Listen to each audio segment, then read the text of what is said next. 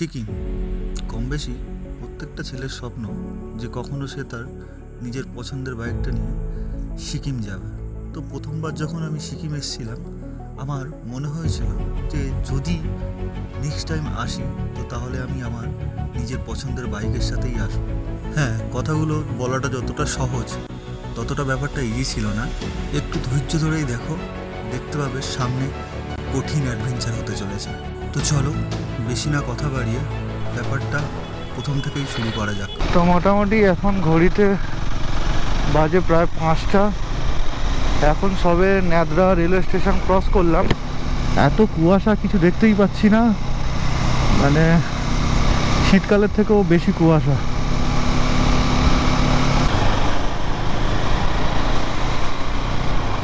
Already 5:17 বাজে। শিলিগুড়ি এখান থেকে পুরো প্রায় 650-670 এরকম। এখানেই যদি এত দেরি হয়ে যায় তাহলে ওখানে পৌঁছতে তো রাত 2টো বেজে যাবে। আমাদের উচিত ছিল আরও আগে বেরোনো, কিন্তু কিছু করার নেই। বাড়ি থেকে এত সকালবেলা রেডি হয়ে ব্যাগ প্যাক করে খুব খুব খুব চাপের। চলো, এই পাম্পটা খোলা আছে, দেখি এরা তেল দেয় কিনা। না দিলে তো সমস্যায় পড়ে যাবো। ব্যাস ছেড়ে দাও। ও তো 1404 তো। তা হয়ে গেছে, আওয়াজ হলো না?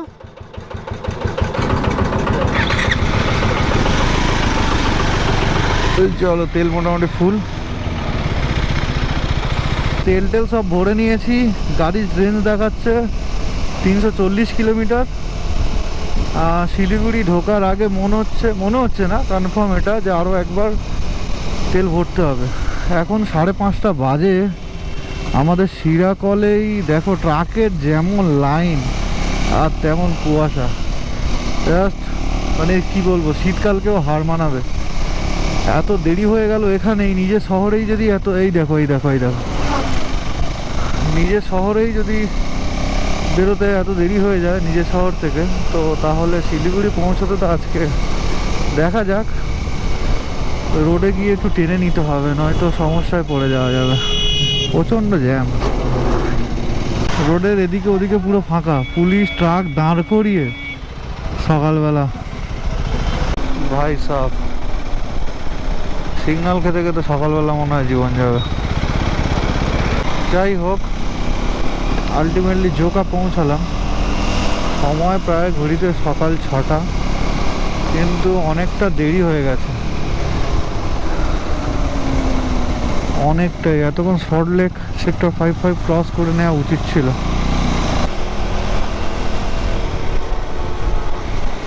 তবে জাস্ট কুয়াশাটা কাটলো। ও সেই লাগছে এবার।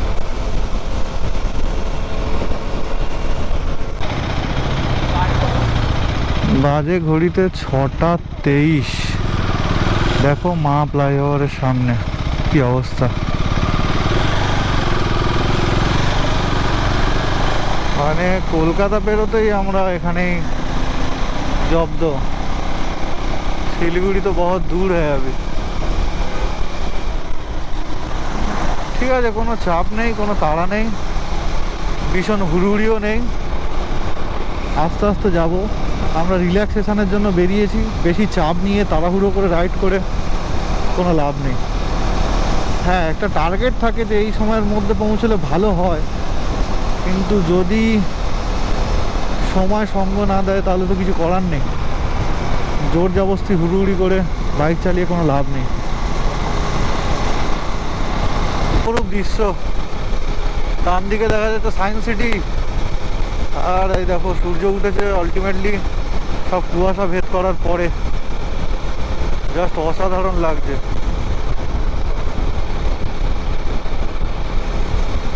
নিউ টাউন সল্ট লেক সোজা। বহু জ্যাম খাওয়ার পরে, বহু সিগন্যাল ক্রস করার পরে NH-12 নিয়ে নিয়েছি। এখান থেকে কৃষ্ণনগর দেখাচ্ছে 110 কিলোমিটার। অলরেডি ঘড়িতে 7টা বেজে গেছে, জানি না কি হবে। চেষ্টা করব যতটা কম সময়ের মধ্যে পৌঁছানো যায়, তবে রাস্তাঘাটের বিষয়ে কিছু বলা যাচ্ছে না। কালকে বৃষ্টি হয়েছিল, আজকে ওয়েদারটা সকাল থেকেই কিন্তু ভোরবেলা থেকেই কুয়াশা ছিল, কিন্তু এখন অনেকটাই রোদ্দুর উঠে গেছে। সকাল 7টার সময়ও বেশ গরমের একটা ভাইব পাওয়া যাচ্ছে। সারাদিন এরকম রোদ্দুর থাকলে প্রচণ্ড কষ্ট হবে। শিলিগুড়ি বাইক নিয়ে যাবে চিন্তা ভাবনা করো, বা যারা যাও তারা সবসময় চেষ্টা করবে এই সকাল 6টার আগে এই কলকাতাটাকে বাইপাস করে বেরিয়ে যাওয়া। কলকাতার মধ্যে তুমি যদি একবার জ্যামে পড়ে যাও, সে সকাল কি বিকেল কি দুপুর কি, ব্যাস তোমার সময়ের 12টা বেজে যাবে। NH-12 থেকে ডান দিকে নিয়ে নিলাম কল্যাণী হাইওয়ে, ব্যাস এবার সোজা কল্যাণী হয়ে কৃষ্ণনগর ঢুকবো। আশা করছি আর এই জ্যাম খেতে হবে না, সিগন্যাল খেতে হবে না, চাপ খেতে হবে না। এবার একটু মন খুলে নিজের বাইকটাকে চালানো যাবে। ও ভাই, জীবনে কত স্বপ্ন ছিল যে নিজের একটা দামি বাইক হবে, এইরকম কোনো লং রাইডে বেরোবো। আর সত্যি জীবনের প্রথম আমি এই কল্যাণী এক্সপ্রেসওয়েতে নিজের বাইকটাকে চালাচ্ছি। এটার ফিলিংস ভাই বলে বোঝানো যাবে না। আমি এখন হাওয়ার সাথে কথা বলছি। চলো, আজকের দিনে চলে এলাম প্রথম টোল প্লাজা। কল্যাণী এক্সপ্রেসওয়েতে মজা আছে।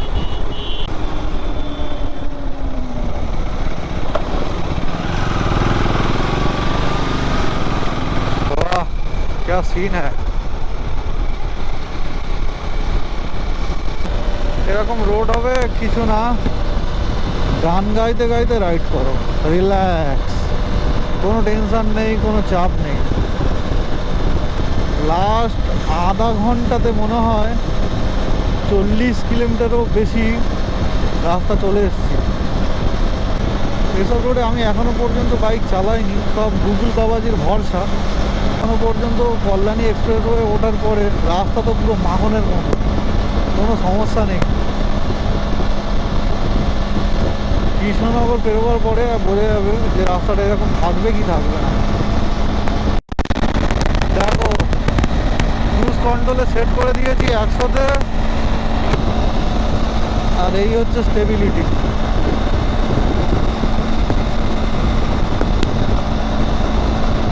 তো রিল্যাক্স।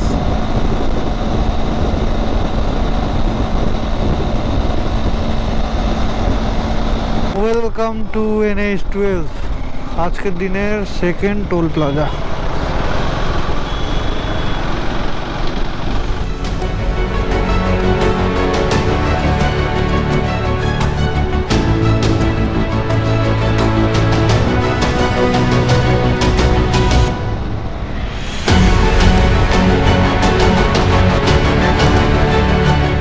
লিচু বাগান আর আম বাগান সারি সারি, বিশাল বড় এরিয়া জুড়ে।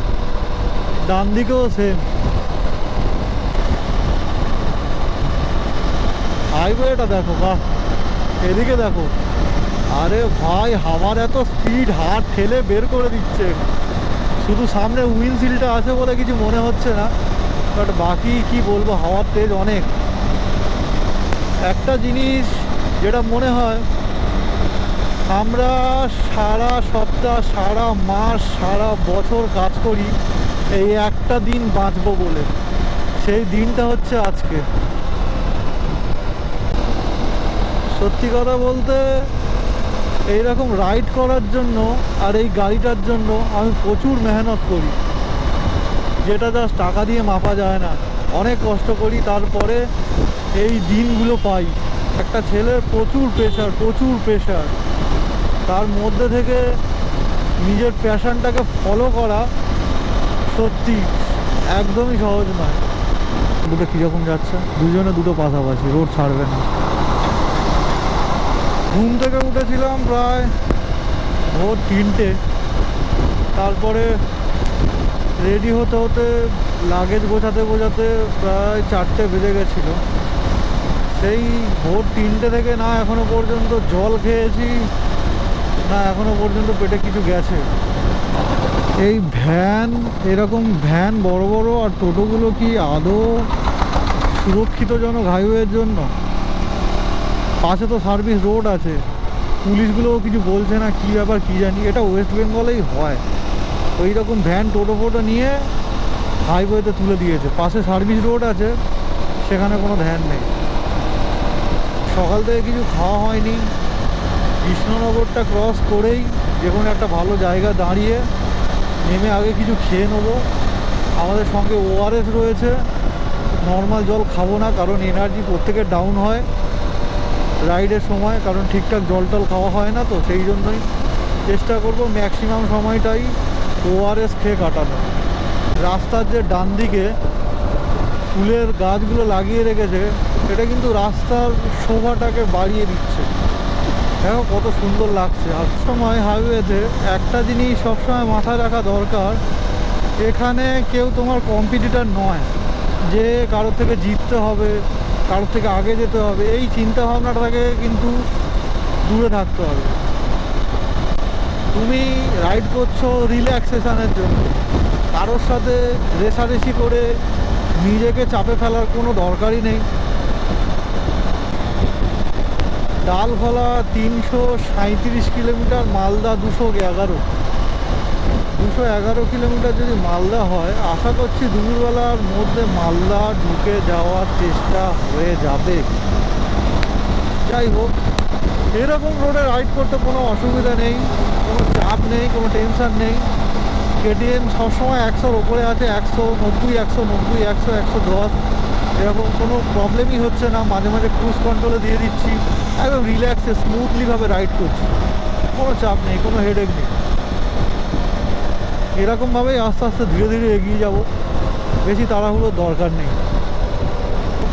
বাড়ি থেকে কিন্তু আমি অলরেডি 170 এখানে দেখাচ্ছে, বাট আলটিমেটলি যে পেট্রোল পাম্প থেকে পেট্রোল ভরিয়েছি সেখান থেকে আরও 20 কিলোমিটার দূরে হচ্ছে আমার বাড়ি। তো ধরে নাও 190 কিলোমিটার রাইড করার পরে এই এনার্জিটা ফিল হচ্ছে শরীরের মধ্যে। রাতে ঠিক করে ঘুম হয়নি, সকালে বেরোবার সময় ঠিকঠাক এনার্জি ছিল না।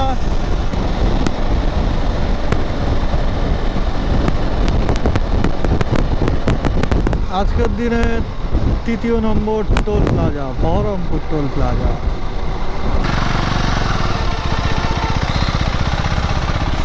আমি সবসময় ভুল দিকে ঢুকে যাই। আচ্ছা, ডান দিকের রাস্তায় কাজ চলছে, সেই জন্য ডবল লেনটা সিঙ্গেল লেনে পরিণত হলো। ভাই, গাড়িটার মধ্যে যথেষ্ট পাওয়ার আছে। যখন এই 5000 RPM-এর ওপরে উঠছি, তখন মনে হচ্ছে যেন হাওয়া চিড়ে হাওয়া ফিরে বেরোচ্ছে। বাবা, হঠাৎ করে এরকম ট্রাকের লাইন, কি ব্যাপার জানি না। বাবা রে, সামনে বালির অবস্থা দেখো, রাস্তাতে হাইওয়েতে কিরকম বালি ফেলে রেখেছে। ঠিক আছে, কোনো ব্যাপার না। উই হ্যাভ অ্যাডভেঞ্চার 390, এসব ছোটোখাটো ব্যাপার কিছু মনে হয় না। কিলোমিটার এরকমভাবেই যাচ্ছি, ধীরে ধীরে ধীরে ধীরে ধীরে ধীরে ধীরে ধীরে। কপাল ভালো যে আমরা বাইকে আছি, যত দূর চোখ যাচ্ছে তত দূর ট্রাক দাঁড়িয়ে আছে। কিসের জন্য দাঁড়িয়ে আছে জানি না, কে দাঁড় করিয়ে রেখেছে জানি না, ব্যাস দাঁড়িয়ে আছে। ভাই, ব্রিজের কাজ চলছে, সেই জন্য সিঙ্গেল ওয়ে হয়ে গেছে, রাস্তা পুরো ন্যারো হয়ে গেছে ওদিকে এদিকে দুদিকেই, সেই জন্য এত জ্যাম। এক্সপ্রেস ধাবাটা কোন দিকে? বাইকটা কোথায় রাখবো? বাইকটা কি এখানে রাখবো?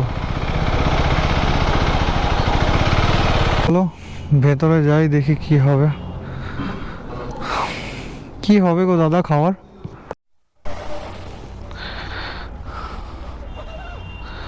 তো মোটামুটি এক্সপ্রেস ধাবা থেকে ব্রেকফাস্ট কাম লাঞ্চ করে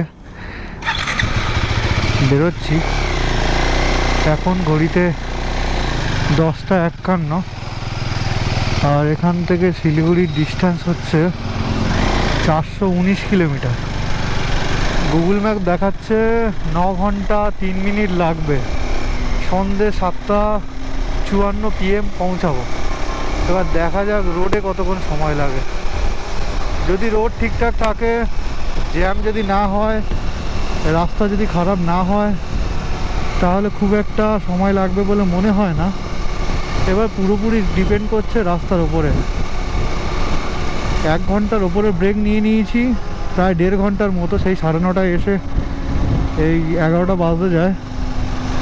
তো চেষ্টা করব আর মাঝে একবার দাঁড়ানোর, তারপরে আর দাঁড়াবো না।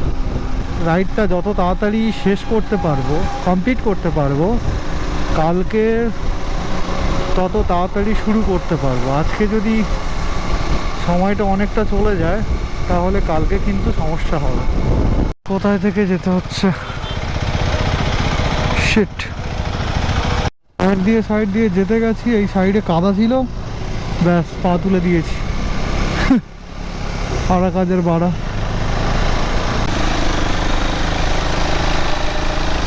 বাইকে কি সুন্দর দেখো, কোনো টোল ফোল কিছু দিতে হয় না।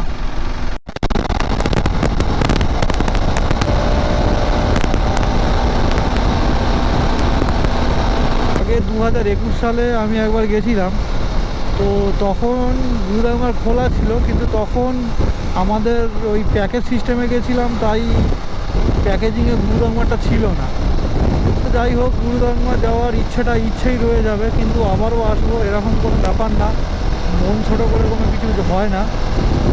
এবার কিন্তু পেট্রোল পাম্প পেলে তেলটা ভরে নিতে হবে, কারণ ফিউল রেঞ্জ কিন্তু আর মিটারে শো করছে না। আর একটা পেট্রোল পাম্প পেয়ে গেছি এইচপি, এখান থেকে ফিল আপটা করিয়ে নেওয়া যাক। দেন এটা E10 না E20? E20 ছেড়ে দিন, ওপরে আছে, নয়তো পড়ে যাবে। কত টাকা হলো? 1327। বাপরে, মানে পুরো 1400 টাকার তেল টেনে নিয়েছে।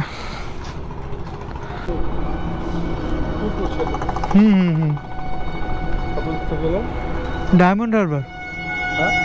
ডায়মন্ড হারবার, শিলিগুড়ি যাবো, শিলিগুড়ি থেকে সিকিম।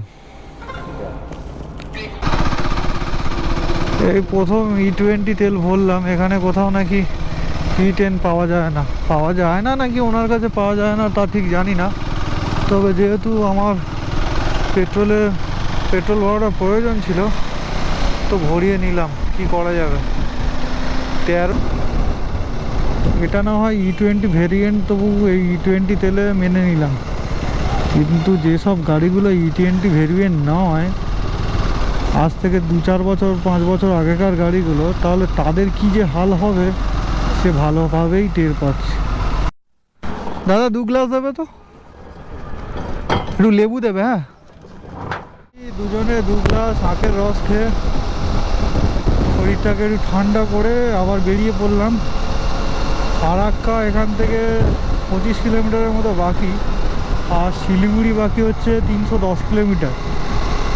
ঘড়িতে সময় 1:30, ফারাক্কা রেলওয়ে স্টেশন, আর সামনে হচ্ছে ফারাক্কা ব্রিজ। এতদিন ট্রেনে করে যখন যেতাম তখন ফারাক্কা ব্রিজ ক্রস করতাম, বাসে করে যখন যেতাম তখন একটা কীরকম ট্রেনের দিকে তাকিয়ে থেকে, ট্রেন লাইনের দিকে তাকিয়ে থেকে ব্রিজ ক্রস করতাম। আজকে নিজের বাইক নিয়ে যাচ্ছি, ভাবা যায়। তাই তো বলি, ফারাক্কা ব্রিজে উঠবো আর জ্যাম পাবো না, তা কখনো হয়? এই সেই ফুটপাথের ওপর থেকে সব চলে যাচ্ছে বাইক নিয়ে। ওই দেখো, আলটিমেটলি স্বপ্ন পূরণ হয়ে গেল। এই দেখো, পাশে থেকে ট্রেন যাচ্ছে আর আমি ফারাক্কা ব্রিজের ওপর থেকে বাইক চালিয়ে যাচ্ছি। ওইদিকে একটা ব্রিজ হচ্ছে, ওটা বোধহয় আসার লেন হবে আর এটা যাওয়ার লেন হবে। ঠিক আছে, একদম পুরো সাইড থেকে, পাশে থেকেই কিন্তু ট্রেনটা গেল। এটা হচ্ছে কালিয়াচক বাজার। তো এখানে কিন্তু প্রচণ্ড জ্যাম হয়।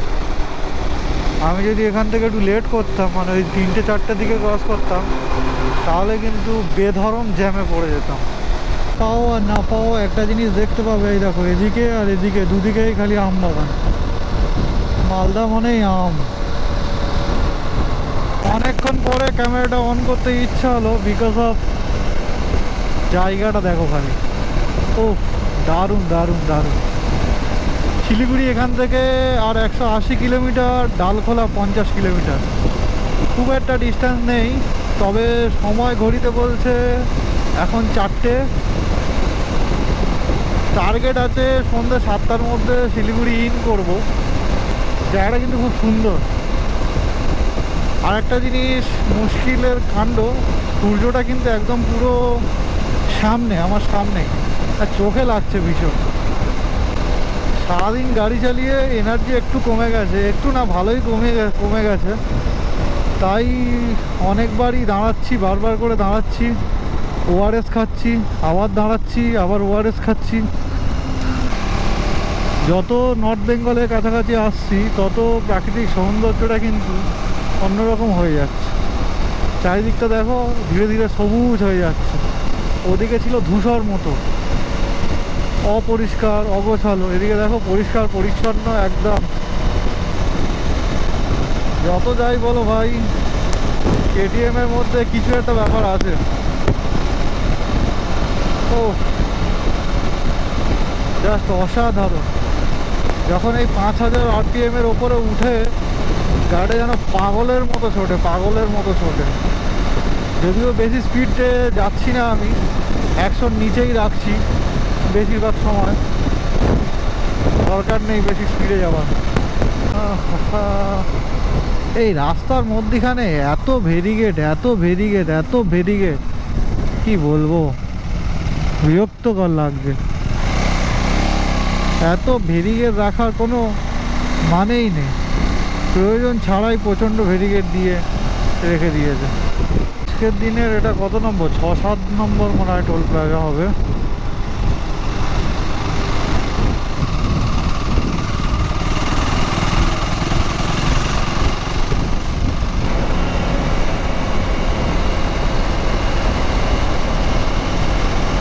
প্ল্যানিং আছে যে রাস্তার ধারে যে কোনো একটা হোটেল নিয়ে নেবো হাইওয়ের কাছেই, এবং কালকে সকালবেলা 7টার মধ্যে যাতে বেরিয়ে যেতে পারি সেরকমই ব্যবস্থা করে রাখতে হবে।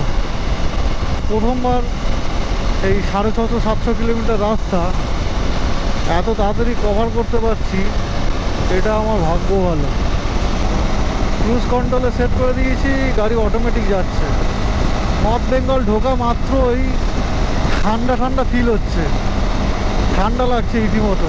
এতক্ষণ কিন্তু একটা গরমের আভাস ছিল, বাট এখন যত নর্থ বেঙ্গল শিলিগুড়ির দিকে ঢুকে যাচ্ছি তত কিন্তু ওয়েদারের চেঞ্জেসটা মানে পুরোপুরি বুঝতে পারা যাচ্ছে।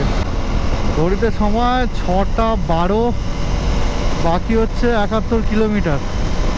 সময় দেখাচ্ছে 1 ঘন্টা 32 মিনিট। দারুণ লাগছে, দারুণ লাগছে।